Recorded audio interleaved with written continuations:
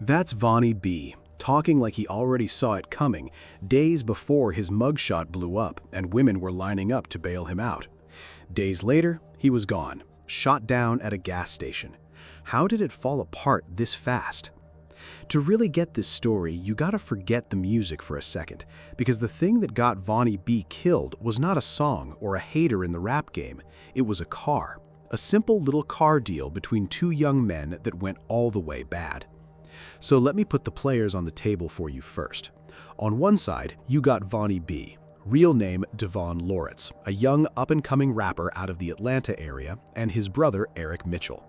On the other side, you got a man named Juan Charco and his own brother Alberto.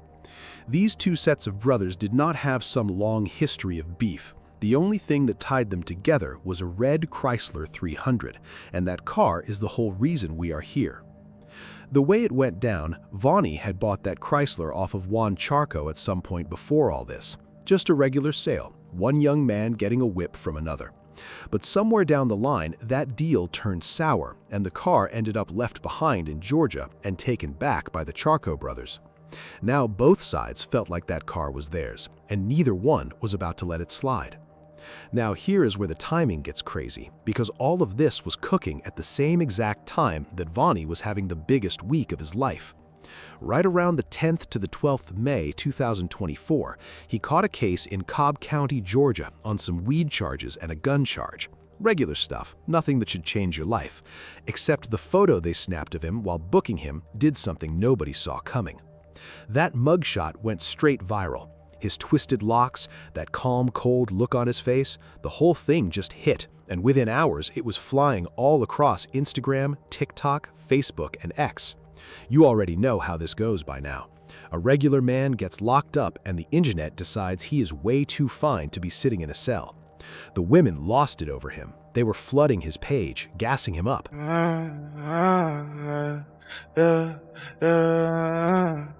Sipping on lean, so I pass out on the kitchen floor. This bitch don't like when I do just think that a different hoe. Sometimes I'm on my body, I be too geek with the bro. I put his out inside my body, I'm finna pull up some more. I got me new ice sheet on. I go black Rick on. Sunny be that nigga I'm known. No cat lad, I don't need no harm. Jump out the back of that cat with that sword. I go buy new guns when I'm bored. No way you loving that hoe. Six grand nigga, something like when you a nigga like a power. Hop out the V-face, cover that drink. Shooter, hell if I know. I be damn trying to run in my place. Yo, what's going in this Drake? With the bus of lean all day. And some of them were dead serious about putting up real money to get him out, dropping comments like, "I got his bond. He just know he fine. Whatever y'all say he did, he didn't." People were already talking about modeling deals and how he could flip this little viral moment into real bags. For a few days there, it looked like this kid was about to step all the way into a new life. And right in the middle of all that shine, he dropped a brand new song. Of all the names he could have picked, he called it Closed Coffin. 3 days after putting out a track called Closed Coffin, this man would be dead. Because while he was busy riding that wave, the Charco brothers were towing that Chrysler from Atlanta toward Nashville. And Vonnie and his brother Eric had been quietly following that car the whole way, ready to take it back by any means. Two sets of brothers, one car between them, and they were all about to end up in the same parking lot.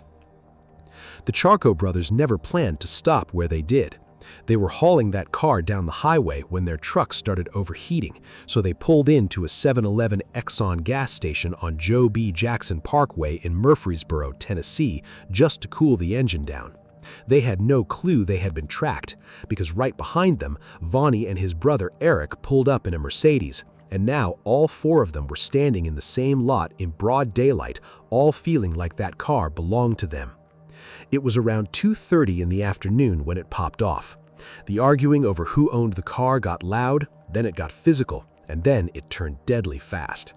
And the wild part is how much of it got caught on camera, because this was a busy spot with regular people all around. A young man named Dadrian Collier was working the drive-thru window at a Burger King right next door, and he heard the whole thing go off. He said it sounded like more than 6 gunshots, way louder than anything normal, and he and a coworker actually filmed part of it from that window. What they caught was ugly. You could see men throwing hands inside a car, and then the shooting started. My friend, He's I fuck with him more. Yeah. More sides. All these hoes ran through. I done ran through so many hoes, you feel me? That shit. Yeah. Oh, he was standing at the car. I seen him one day. He was hollering. I don't even know what he said, though. He ain't even asking though. We're back. He's still in my interview, though. Get the fuck out of here. Who want to be in the interview? Right. Niggas see a camera, everybody want to get in front of it.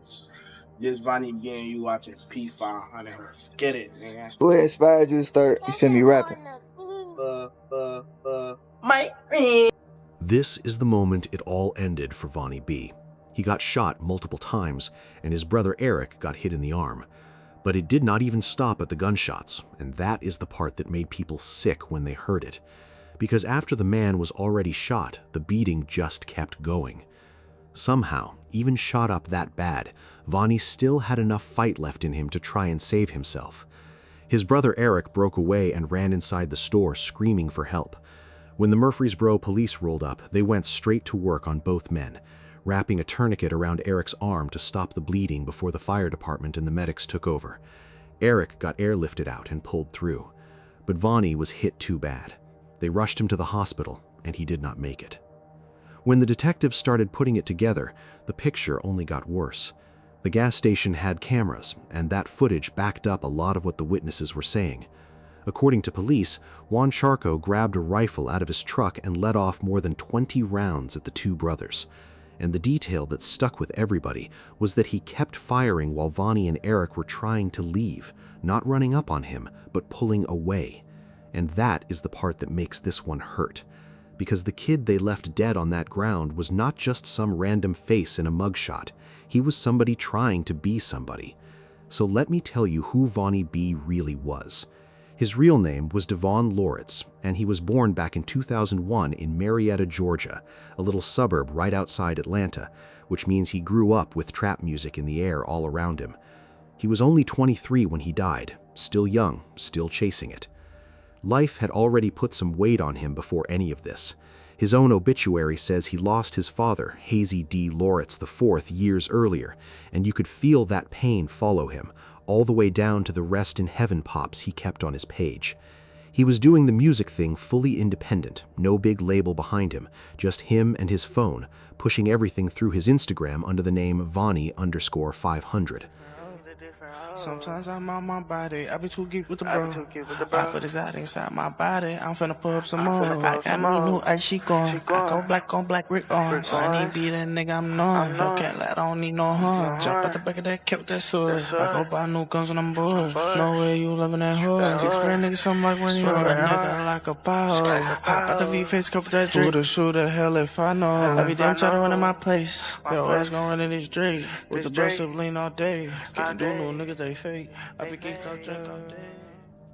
Early on, he was running with other young Atlanta artists on group records like Misfits and Rack $sign On Me, the kind of songs that pull a few thousand views and build your name up little by little. And when he talked, you could hear he believed his time was right around the corner. So that was the young man on that ground. Now, while his family was getting ready to bury him, the man who pulled that trigger was telling a whole different version of what happened. And that is where this story really splits in two. Juan Charco got arrested right there at the scene. His brother Alberto got pulled in, questioned, and then let go without any charges, though police said more charges could still come later. At first, they hit Juan with second-degree murder and attempted second-degree murder, and they locked him up on a $1.5 million bond. But the case did not stay small. By early 2025, the prosecutors went all the way up and bumped it to first-degree murder, attempted first-degree murder, and a stack of other charges, including tampering with evidence and using a gun during a violent crime. That's the kind of stack that can send a man away for life. And when the assistant district attorney stood up and laid out what they believe really went down, he kept it simple, and the way he described that rifle is hard to shake. It may have been a dispute over a car. This happened at the 7-Eleven at Joe B. Jackson Parkway.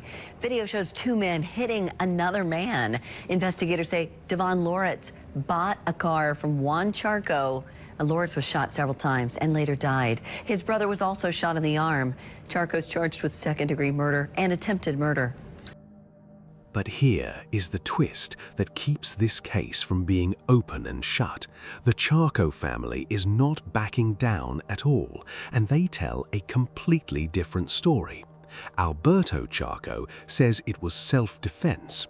The way he tells it, Vonnie and his brother are the ones who pulled up aggressive and armed, with one of them in a ski mask holding a rifle and the other one holding a pistol.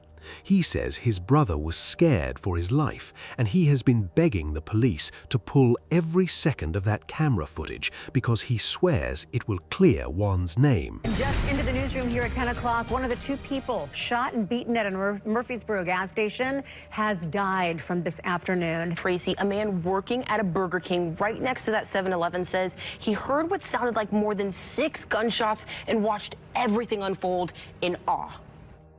Bruh's down, he got shot. Damn, Bruh's down, he got shot. You're watching the moment Dadrian Collier says chills shot down his spine. Oh, we gotta call 911. You're looking at 2 men repeatedly punch another man inside of a car at this gas station parking lot. Bro, they beating the out of bruh. Dadrian recorded it all from the other side of this drive-through window. And to make matters worse, he says the beating started off with a string of gunshots. Sounded like somebody was at your door just with a pistol, but it was just louder than that. All that was just in a split second. So which one is it? Was this a man protecting himself from 2 armed dudes who hunted him down over a car? Or was this an angry man emptying a rifle into 2 people who were already trying to drive off? That is exactly what the courts have been stuck on, and to be real with you, they are taking forever. Charco had his first court date back in February of 2025, and his plea hearing kept getting pushed from March to May to September, one delay after another under Judge Barry Tidwell. This is I'm the youngest, littest nigga, man. Y'all can't fuck with me, man. Y'all can't fuck with me, man. You hear me? As of right now, there is still no verdict, no trial date locked in, nothing. Vonnie's people are still sitting there waiting on an answer. Now, when this first hit, the internet ran wild with one theory, and you can probably guess it. People swore Vonnie got killed out of jealousy, that somebody just could not stand watching him blow up off that viral mugshot, that he was about to get rich and somebody snatched it away out of pure hate. It is a juicy story, but the facts do not back it up. Every official report points right back to that car as the reason, not envy, not the photo. The viral moment and the killing just happened to land in the same week, and that timing is what made the whole thing feel like a movie. People is pretty much hitting them up now, like, hey, you know, once you go viral like that, you can do walkthroughs, all these different things, get in your bag. So, you know, he was in the mix of still dropping his music and you know, trying to get to it. Now, keep in mind, 3 days before this situation happened, he dropped a record called Closed Coffin, right? I mean, the coffin is closed, it's over with. Now, fast forward, fam, you know, new reports come in, you know, on my man, this situation. So it was on camera. And that's what I say, like, you, in today's time, you know, you got to be careful on road rages or any type situation, getting into it, which that ain't concerning this situation, but I'm saying, getting into it with anybody, period, fam, because individuals be having it on their mind when you think it's just time to play or it's just a fight or something, fam, which it was that too. This was a crazy situation. And that timing is really the heart of why this story stuck with so many people, because we've seen the fine mugshot thing play out before. Go back to 2014, when a man named Jeremy Meeks went viral off his own jail photo and flipped it into a whole modeling career, walking runways and signing with big agencies. That became the dream blueprint, this idea that one viral jail photo could change your whole life and pull you up out of the streets.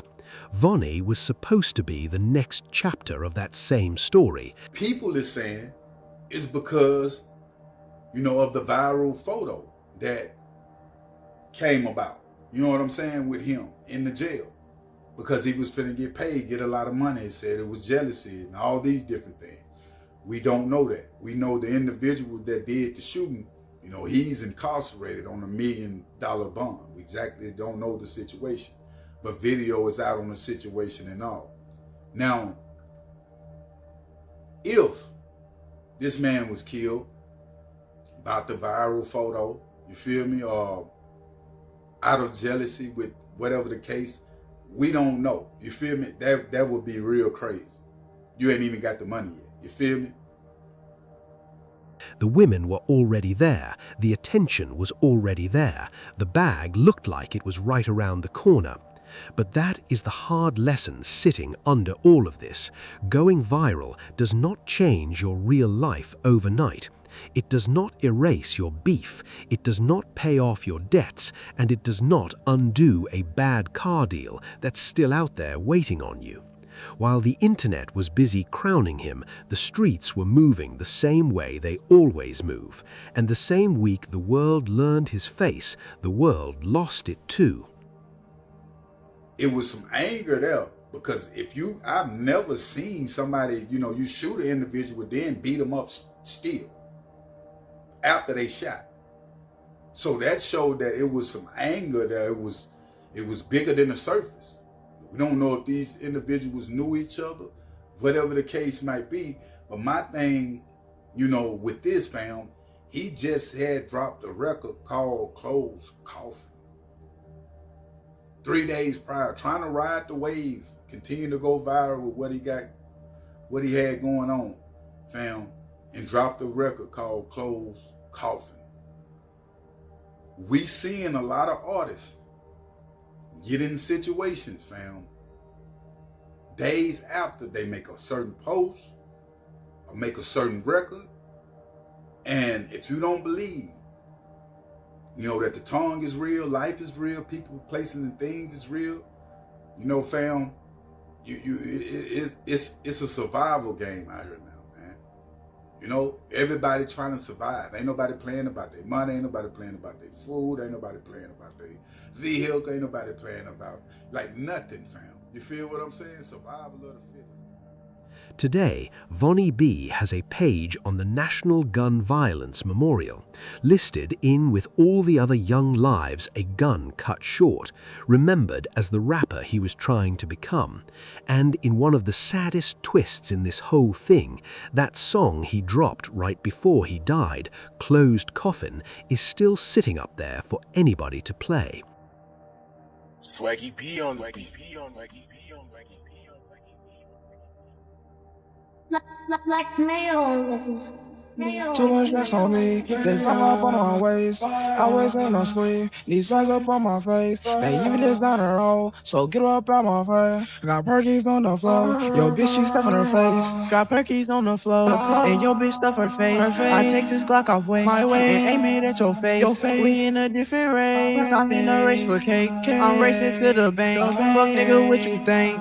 I asked her what she drank, she said Hennessy, and I said that's cool. I'm bringing her back from the stool, I'm beating her back down right out of shoes. Her shoes. She want Christian Lou, but Birkin bag and Fendi too. Ooh. I said, baby, that's cool, just suck me up, I'll draw this cool.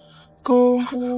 She suck me right in the cool. Designer on my waist. Yo, bitch, I can't with that. I'm fucking your bitch, okay? I'm on for this with A. I'm dropping her for an okay. You can't afford this, yeah. She tellin' she want this. I told her, little bitch, no, it ain't worth it. She not gonna team up while I go round, while I go for it. I'm mixing her lean up. Watch it around, yeah, she adore it. My eyes so crispy, just like my cam, you can't afford it. It's funny how she used to treat me, but now she's groovy. I used to catch the bus around here, but now I'm stupid. And yeah, I got a strap up on me, know how to use it. I want your pussy nuts to run up so I can use it. Too much stress on me, it's all up on my waist. Always ain't no sleep, these stress up on my face. They even this on her roll, so get up out my face. Got perkies on the floor, yo bitch she stuffing her face.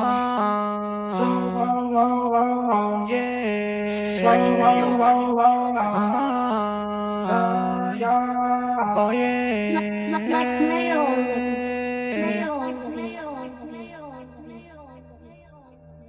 A young man who named his last record after his own ending and never even knew it. So that's the real story behind the face that went viral. Not jealousy, not some big Hollywood plot, just a car, 2 sets of brothers, and a few minutes that took everything. If this one moved you, do me a solid and share it so more people learn his name for the right reasons.